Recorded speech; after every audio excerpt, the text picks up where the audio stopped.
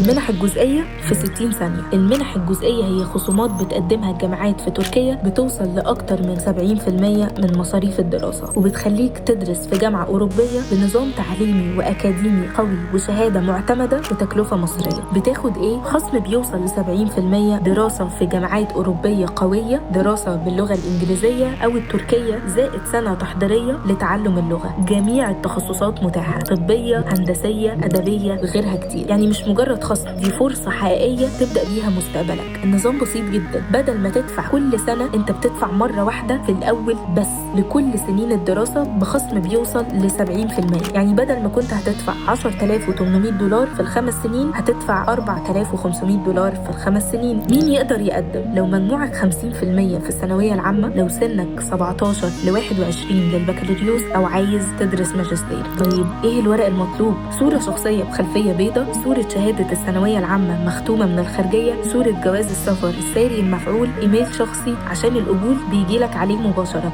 المقاعد بتقل كل يوم والفرصة مش هتفضل مفتوحة كتير. لو عايز تضمن مكانك تحقق حلمك بتكلفة أقل بكتير، اكتب منحة جزئية في التعليقات واحنا هنبدأ معاك من أول خطوة لحد ما توصل لباب الجامعة.